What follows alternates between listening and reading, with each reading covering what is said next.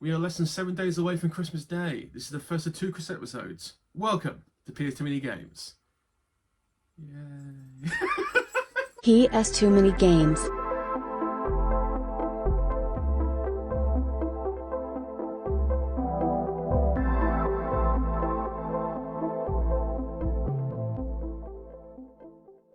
Hello guys, welcome to PS Too Many Games, the first of 2 Christmas episodes this year.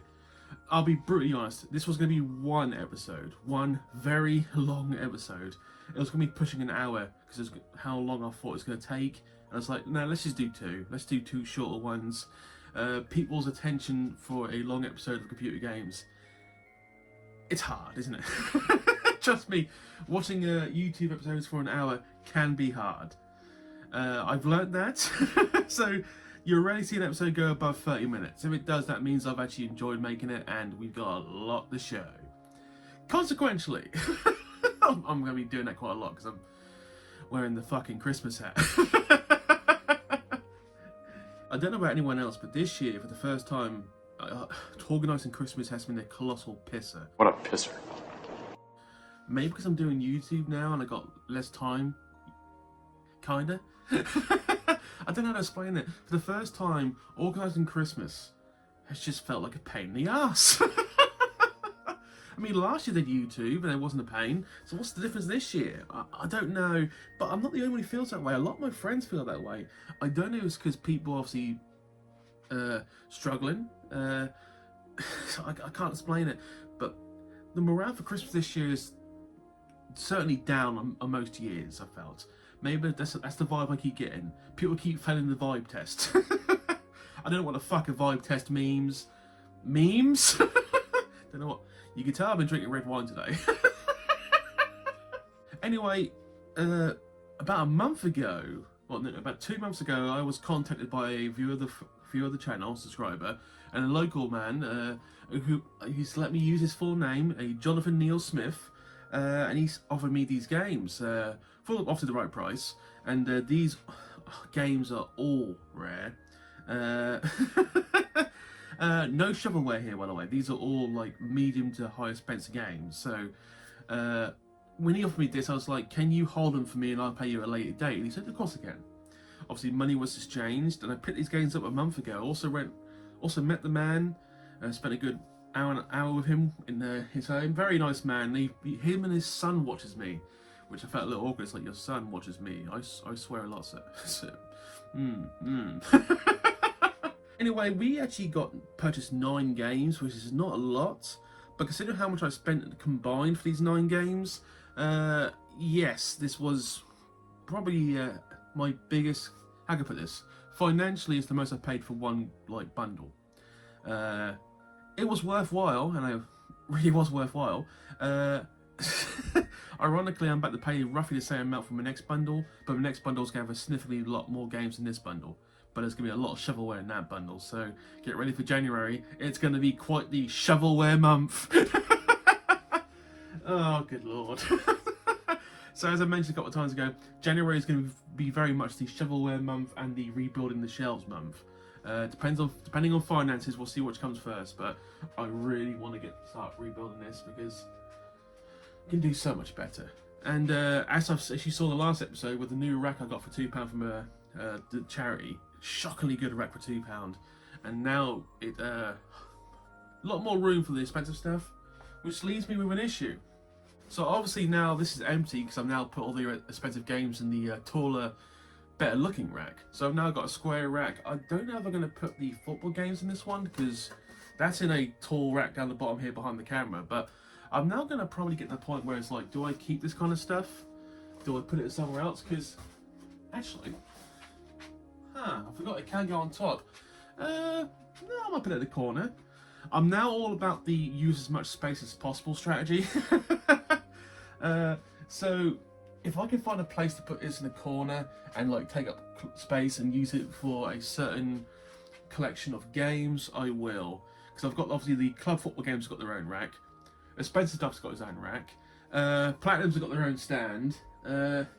One of these, by the way, one of the racks in the new build will just be purely for displaying consoles and controllers. I've always wanted to do that because consoles and controllers on display are pretty cool. One of the racks also would just be purely for actual boxed items. And in theory, with the 1, 2, 3, 4, 5.5 racks I've got now, that is actually quite feasible. I do have the room. Just got to be a bit smarter than I have been in the past. And trust me, that sounds easier than it actually is. Yeah. Sometimes with the best will and intentions, organisation is just impossible.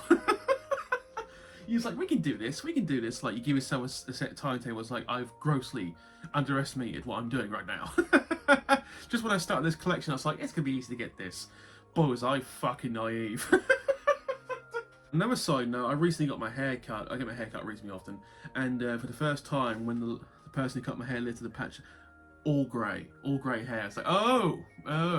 Old grey mare, she ain't what she used to be, ain't what she used to be, ain't what she used to be. It's like here right now, I've got some grey hairs in my beard for the first time. It's like, oh!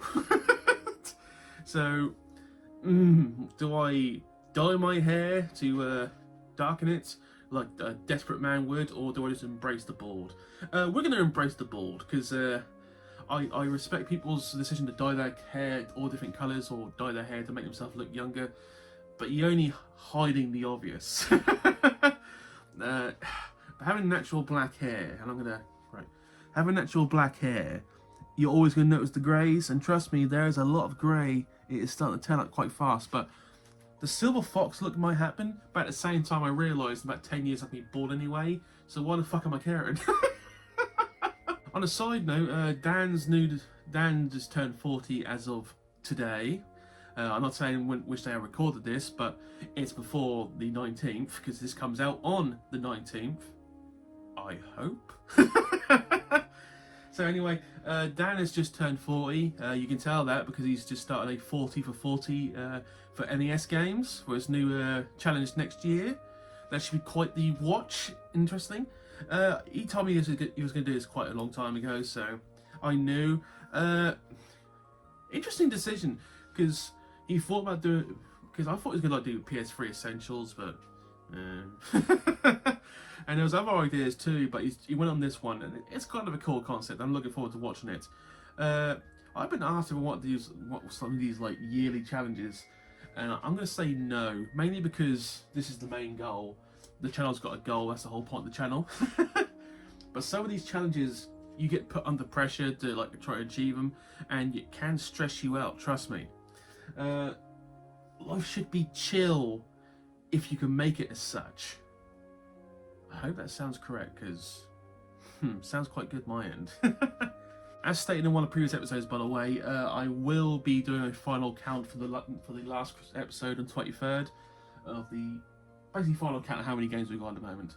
And as stated in the past, and as just like last year, I will be taking the last week of the year off. I did it last year because I want to like enjoy that kind of time, and I'm going to do it this year. So basically between the 23rd and New Year's, that kind of week, you won't see an episode. So if we're going by logic, because obviously the Christmas Day is on a Wednesday this year, New Year's Day will be on a Wednesday this year, in theory your next episode after the 23rd will be the 2nd of January. In theory. But you'll see, we'll do an analytic episode because I did it last year, just to see the difference on year, because we'll now be in our 3rd year next year, technically. I enjoyed it last year. Hilariously, after that episode last year, we got a massive spike, so that was kind of out of date by that point. Or was it after that? I can't remember. Jesus Christ. I can't watch my old stuff. Watching the old episodes is weird, but I'm probably gonna have to watch that episode just to see year-on-year differences. Should be quite interesting. One more bit of news before we move on to the actual games. I wanted to go to the Norwich Gaming Market on the 28th of December. I am working, so I will not be attending that. Which really sucks, because it's literally just like 10 miles away from where I live, and it's really easy. And this one's probably going to be bigger, so that's kind of a pain in my arse. Unless I negotiate some kind of swapping, but I don't think I'm going to be able to do that. And I have pushed my luck with a lot of negotiations this month for certain things. So to ask for that would be just taking the piss. So I'll be skipping that. But to be honest, after paying for this bundle I'm getting, I'm going to be financially persona non grata until the next payday. So I probably won't gonna buy much there anyway. So anyway, let's actually get on to the main event of this episode. So as I said, Jonathan Neil Smith sold me 9 games. We'll do that. Ironically, you can actually put these games into different sections of like genre and like kind of thing. So we're gonna do the more anime games, if you will, because the 4 games we're gonna look at today look very Japanese based, very colourful artwork. And ironically, the second episode, they look very like horror based and like spooky. So ironically, yeah, so we're gonna do it that way. So this is like the anime collection of games I bought, and we'll go through one by one. After this commercial, obviously, I will see you on the other side, guys.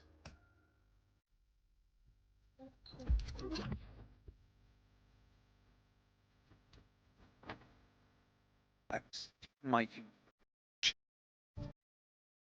marvelous. How fantastic and different my life would be to go beyond human. To be a man dog, a hairy person. Look at me. I am teeth, I am fur, I am dribble. I am the wolf man. Homo wolfus! My rocket. I am wolf man. I hate Bob Sevens.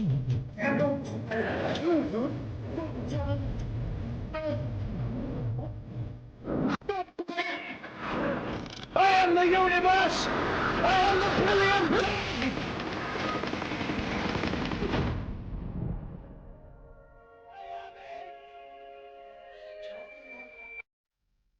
And we have returned. Oh, good lord. You know, people say... I've had a couple of people who say you should drink red wine more often. It's like, no, I've only had 2 glasses. And trust me, it takes a lot more for me to get inebriated. But after 2 glasses, my focus is shite at the moment. Trying to say certain words is nigh on impossible. And even now, trying to go through this cacophony of large words. To sum up, it's a fucking struggle. Not now, I'm too drunk. No, you're not. I'll come back tomorrow. Actually, if Retro Chef's watching this, hello Retro Chef. It's been nearly a year since we had the Christmas swap shop. That was fun because I was pissed as a kook doing that. And you think even in the Hollywood squares that we had, like 9 of us, you can see me clearly, visibly still drinking red wine in that episode, and I was wankered. And I enjoyed that a bit. For one of the viewers who nearly comments on that episode, Sephiroth Vale, a man of knowledge of RPGs.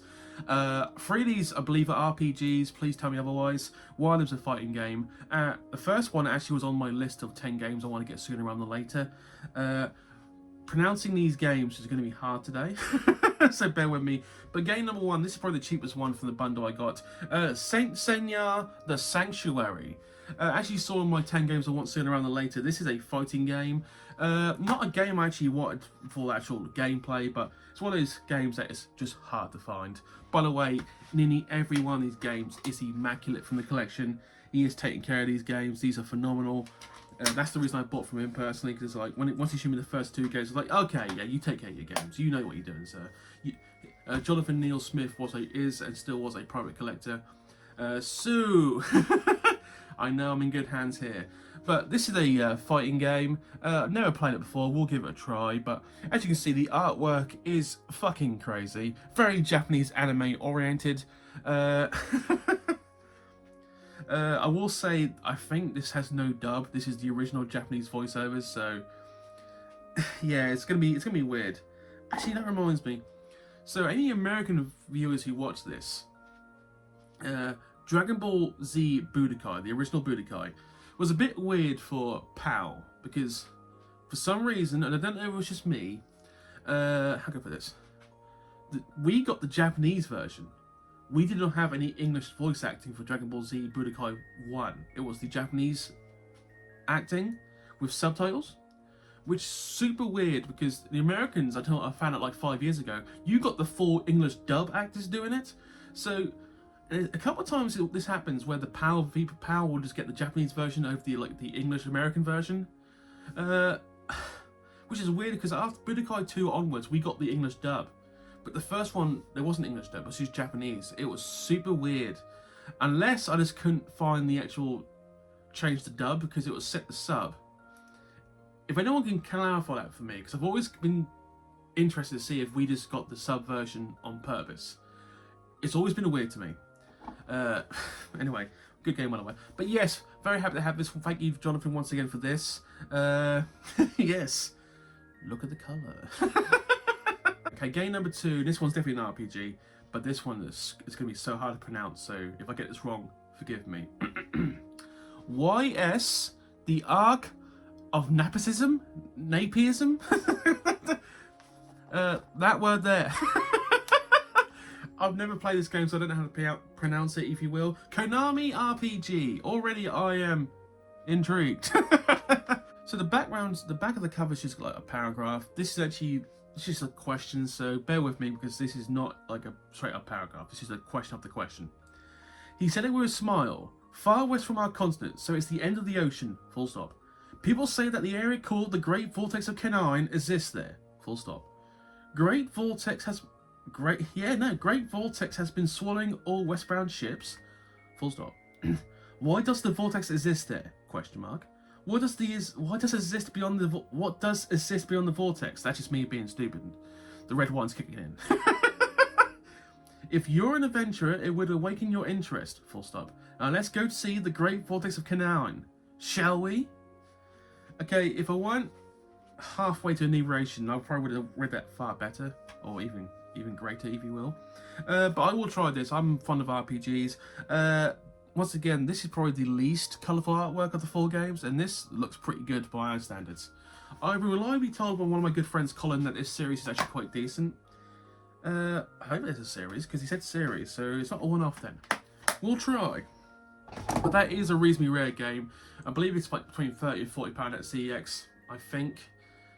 But once again, thank you, Jonathan. Game number 3 is a reasonably more common RPG, but it's still reasonably expensive, between £40 and £50, I believe. La Pucelle Tactics. Once again, Japanese oriented, very much made by Koei. Looks very like animated. Nearly every person in this game apparently has got pink or purple hair. Oh, good lord. Once it has sucked you in, you never, ever, ever want to leave. That is literally what it says on the back there. That is a quote from Play, which I believe was a magazine back in the day. I could be wrong. This is made by Koei, so it's going to be made reasonably well. A tactical battle system that offers more than 120 hours of gameplay. So this is a tactical RPG. I think tactical RPGs are underestimated in how good quality gameplay you can get out of this. I believe, is it Fire Emblem? Is quite a tactical RPG, I've been told. But yeah, this looks quite intriguing. This is quite fun. Very Japanese oriented artwork. We'll try this. Obviously, one player RPG. Once again, like horror, RPGs are just expensive because RPGs give you hours of gameplay. I understand that theory. Horror, not so much. I think horror is just expensive because horror is popular and people like to get scared for some reason. I don't know. Yeah, but that looks quite enjoyable. We'll try it. Moving on. Well, the last game is another game that's going to be hard to pronounce. Another RPG, it looks like it. Once again, very animated. I'll put it sideways because it's written sideways for some reason. Good lord. Chimera? We'll go with Chimera. Mana Chimera, Alchemist of Ravi's? Fuck it. Chimera, Alchemist of Revise. The side artwork is intriguing to me. I don't know if it's the original side artwork, but it looks quite good. The background's just normal sized up. I don't like doing this, but I'm actually gonna... Easy. No, that's the way it's supposed to be. Reprint's always a pisser. Obviously the manual there. All the discs are immaculate, by the way. I'm not going to show them because they actually are immaculate. I have checked them. After a visit from a mysterious person, a young man and his mana embark on a new life at the prestigious Aravi's Academy. There, comma, he learns to master alchemy with the help of his classmates. That's literally all you get. I like it. It's like intriguing. The artwork on the back is pretty good. Always very anime trope. The anime girl with the same colour eyes as her hair. And obviously, the male protagonist having a big ass motherfucking sword. Just very anime trope. But yes, these are the 4 anime games I got from the bundle. All 4 games very hard to find, and they how can I put this? They are expensive, but the other bundle is more expensive. You'll find out the second episode about that. But yes, very happy to find these games. These are hard games to find, and so is the next bundle. Probably harder, if you will, especially one of them ridiculously hard to find. I've been looking for it for so much time. Fine. Next time I'll be elated to show that one off because it's been a while. Anyway, we're now getting to that point now where a lot of the harder games to find we are finding, and we're now getting to that point where it's like we must be over halfway for the rare titles. And by rare titles, I mean anything over like £40 by CEX pricing. We've got well over half of them now, I believe. Obviously, the top end, we've probably got like 20% of them. So, but we knew that was going to happen. I mean, I just can't throw cash willy-nilly. But we are making shockingly fast progress, like faster than I anticipated we would. And that's mainly because in the last 4 to 5 months, I've had people literally offer me games left, right, and centre, which has been fantastic, and I appreciate it immensely. Because I thought 2 to 3 years to finish this, 1 to 2 years now.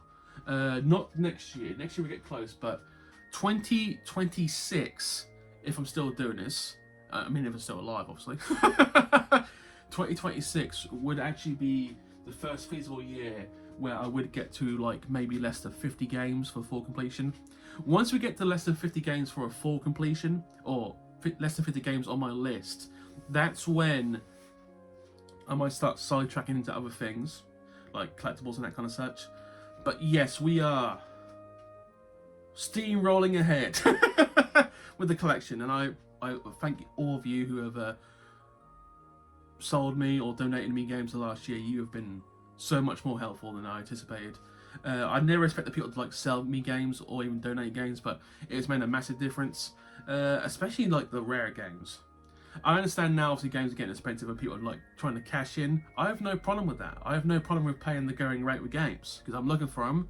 They want to make money. Good deal. But honestly, no one's cashing on me yet. I can always tell when someone's trying to cash in on me. No one's really done it to me yet, so I can tell. So I hope to still have such luck in the next year. We shall see. But we'll also find out what's in the second half. I mean, you know it's all horror based. Well, I believe it's all horror based. While there might be just some random game that looks horrific, but it's not. Good lord. I am looking forward to talking about them. By the way, that'll be it for this episode. So this should come out on the 19th. The last episode of the year will be the 23rd, which will be a Monday. Only a Monday because the Sunday's the 22nd, and I want to get it about close to Christmas Day as possible without touching Christmas Eve. That's why it's going to be Monday. But if I anticipate other YouTubers, we're all going to be doing it on Monday. So it's going to be quite the hodgepodge of who the fuck do I watch? Because there's so many of us and we're all as good as each other. It's just like, well, that's one thing I've learned in the last year too, because I knew the YouTube like gaming community was quite friendly, but we're like super friendly this year. We all help each other left, right and centre, and I appreciate you all. I mean, I speak to you all on a daily basis. Anyway, thank you for watching this episode. Please comment and subscribe. I will see you on the 23rd. If not, have a good day Christmas, but this episode is pretty much going to be done, so I'll see you then. Bye.